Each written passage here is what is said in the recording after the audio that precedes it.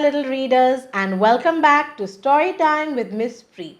Today's book, it's about Oola. Oola the owl who lost her hoot.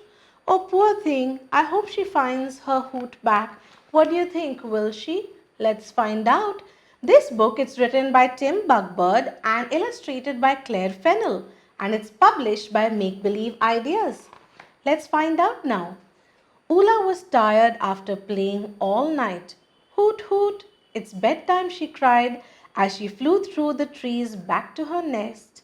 It was nearly dawn and the forest was waking up, but Oola could only think about her cozy bed. Safely home, Oola smiled as Mummy Owl gently tucked her under a mossy blanket. Sleep tight, little one, said Mummy Owl. Love you, Mum, said Oola in a tired little voice. Oola frowned. Trying as she might, she could not hoot. Don't worry, said Mummy. You've been flying and calling so much you've lost your hoot. Now get some rest. You've tired yourself out. Oola was too worried to sleep. How can I have lost my hoot? She wondered. I know it must have been while I was playing. I'll fly back and find it. Oola waited until Mummy Owl wasn't looking, then flew silently into the forest. Wow, this is amazing, thought Oola. She had never flown in daylight before, and everything looked bright and exciting. The sun filled the sky with smudges of yellow and gold, and the trees were 100 shades of green. Below her, beautiful flowers covered the ground like a patchwork quilt. As Oola swooped down to take a closer look, do you know what swooped means? It means to move rapidly downwards through the air. So as she swooped down, she took a closer look. She saw a tiny brown mouse. I've lost my hoot, whispered Oola. Have you found it? Squeak, squeak, said the mouse. Oola took a deep breath. Squeak, squeak. No, that's not my hoot, she thought.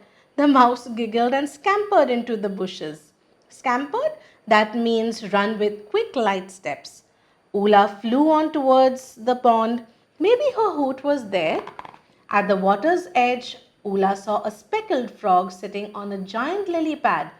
I've lost my hoot, whispered Oola. Have you found it? The frog looked at Oola, puffed himself up and croaked, Ribbit, ribbit, ribbit. Oola was so startled she nearly jumped out of her feathers. Oh my, thought Oola. She opened her beak as wide as she could.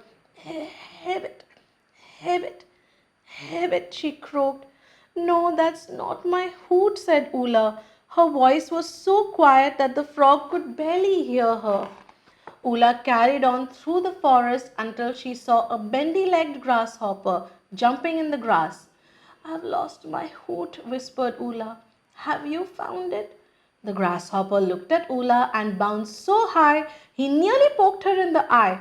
Chirrup, chirrup, chirrup, he said. Oola was determined not to give up. Do you know what determined means? It means having firmness of purpose or resolute. She opened her beak and hit it, hit it, hit it. No, that's not my hoot either, she thought. Oola was very tired, but she had to find her hoot. The mouse didn't have it, the frog didn't have it, and the grasshopper certainly didn't have it. I know, I'll look by the stream, thought Oola. When she reached the stream, Oola saw a yellow duck having a wash in the water. The duck said hello with a loud quack, quack, quack. Poor Oola didn't need to ask. That's definitely not my hoot, she sighed. At that moment, Oola heard a gentle hooting sound. That's mine, she thought. But where is it? The duck quacked again, only this time even louder, and waved his wing towards the tallest tree in the forest. Oola set off. As she flew, the hoot grew louder and louder. Sitting alone at the very top of the tallest tree, she found a big brown owl. Hoot, hoot, said the owl. It was the loudest, hootiest hoot Oola had ever heard. This must be mine, thought Oola. She opened her beak. Nothing. Oola started to cry. The big brown owl thought for a moment. Have you lost your hoot, little owl? He asked. Oola nodded. Well, don't cry. You can share mine. Try hooting with me. The big brown owl coughed.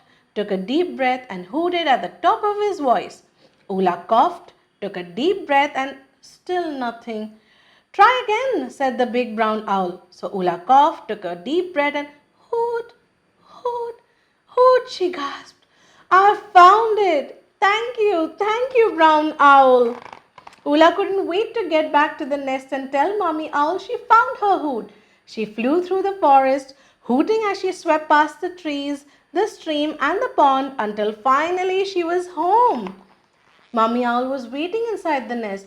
Where have you been, Oola? She asked.